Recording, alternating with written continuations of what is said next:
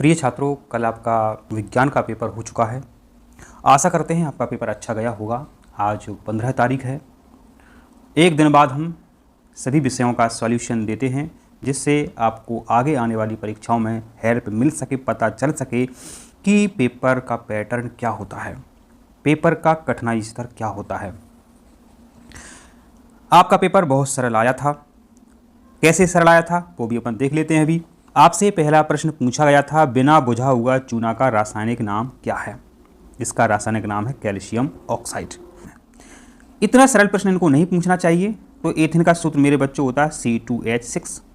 ये C2 है, इनको हम अलग अलग कर देते हैं। अलग अलग कर दो, ये हमने 2 कार्बन अलग कर दिए।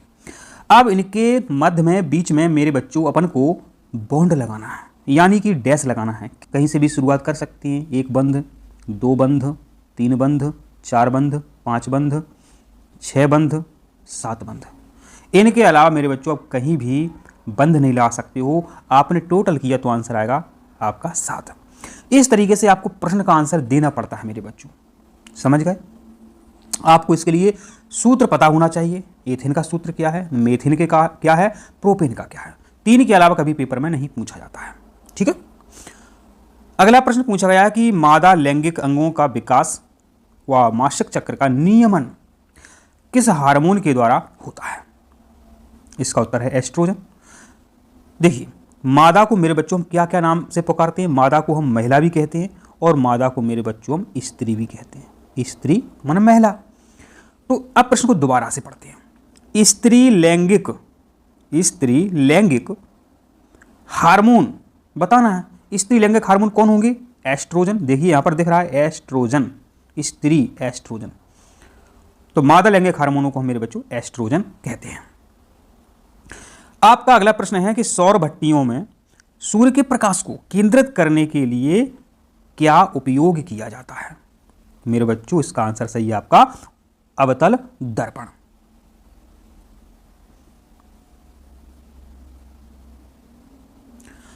अब आपके सामने मेरे बच्चों प्रश्न है कि विद्युत धारा का SI मात्रक क्या है? तो मात्रक पर हमेशा प्रश्न आता है।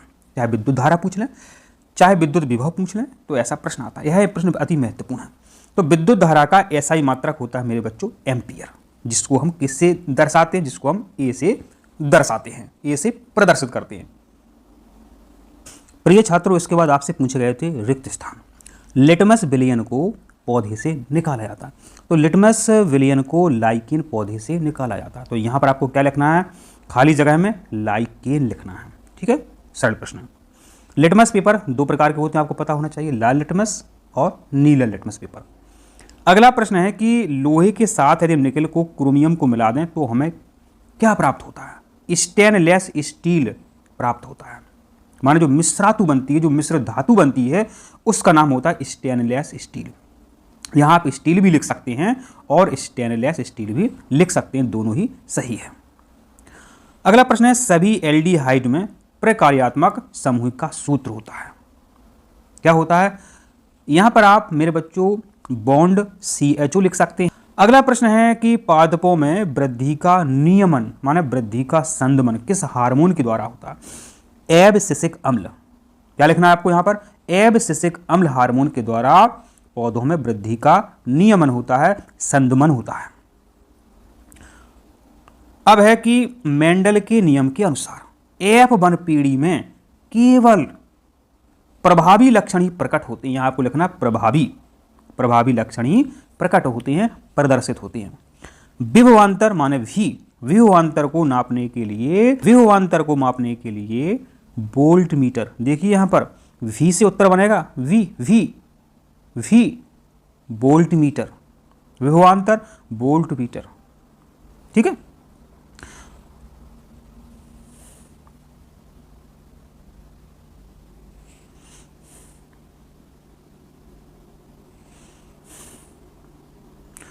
प्रिय छात्रों, अब आपसे पूछे गए थे सत्य और असत्य। ठीक है, देखिए, अवक्षेपण क्रिया से अम्लीय लवण प्राप्त होता है, तो ये मेरे बच्चों क्या है आपका सत्य है। ठीक है। विद्युत अपघटन में एनोड पर ऋणायनों के एकत्रीकरण की घटना को एनोडीकरण कहते हैं, तो यह भी मेरे बच्चों सत्य है आपका। ऐसे पदार्थ जिनमें अन्य पदार्थों को ऑक्सीजन देने की क्षमता होती है ऑक्सीकारक कहलाते हैं। अब ऑक्सीकारक नहीं लिखा है, माने गलत लिखा है, उत्प्रेरक, यहाँ ऑक्सीकारक लिखना था, इसलिए आपका यह हो जाता है असत्य। उत्तल दर्पण से सदैव सीधा प्रतिबिंब बनता है। अब देखो मेरे बच्चों, जो बाइक होती हैं, मोटरसाइकिलें होती हैं, बस होती हैं, तो पीछे का दृश्य देखने के लिए साइड ग्लास में उत्तल दर्पण लगाते हैं। तो पीछे का हम दृश्य देखते हैं तो उल्टे तो दिखती नहीं, सदैव सीधी दिखती हैं। बस पीछे आ रही है, कैसी दिखती है? सीधी दिखती है। तो मेरे बच्चों सदैव सीधा प्रतिबिंब बनता है, इसलिए इसका आंसर आपका क्या बनेगा? सत्य बनेगा। विद्युत परिपथ में सुरक्षा के लिए फ्यूज का उपयोग किया जाता है, हाँ किया जाता है, तो इसका आंसर मेरे बच्चों क्या है? सत्य है। प्रत्येक आहार श्रृंखला का प्रारंभ उपभोक्ता से होता है, गलत है। प्रत्येक आहार श्रृंखला का जो प्रारंभ है वो उत्पादक से होता है। किससे होता है? उत्पादक। जब उत्पादक नहीं होंगे तो सबका जीवन कैसे चलेगा? उत्पादक, उपभोक्ता, अपघटक, ठीक है, इस प्रकार से होते हैं। प्रिय छात्रों, अब आपकी हैं सही जोड़ियाँ। तो सबसे पहले क्या करना है आपको मेरे बच्चों, पेपर में कॉलम आके जितने भी नाम हैं, शब्द हैं, उनको आपको कॉपी में उतारना है।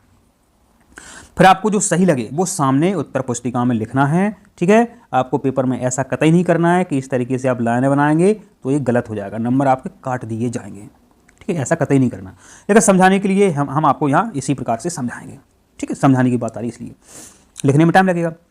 मेरे बच्चों एमाइलेज क्या करता है? एमाइलेज करता है मेरे बच्चों कार्बोहाइड्रेट का पाचन, ठीक है। इंसुलिन हार्मोन जो है मेरे बच्चों ये अग्नाशय में बनता है। टेस्टोस्टेरोन हार्मोन मनुष्य के वृषण में बनता है।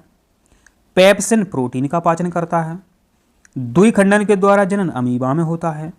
मुकुलन के द्वारा जनन हाइड्रा में होता है, ठीक है। इस प्रकार से आपकी ये सही जोड़ियां हैं। पूछा है कि एक शब्द में उत्तर दीजिए, एक शब्द में या एक वाक्य में, ध्यान रखें आप, एक शब्द या एक वाक्य। ऐसे यौगिक का नाम बताओ और सूत्र बताओ, सूत्र लिखो जिसमें क्रिस्टलीकरण के जल के दो अणु होते हैं। बहुत सरल सूत्र है, क्या है इसका? CaSO4 × 2H2O, ठीक है। इसे हम जिप्सम कहते हैं, इसे कहते हैं जिप्सम, कहते हैं जिप्सम।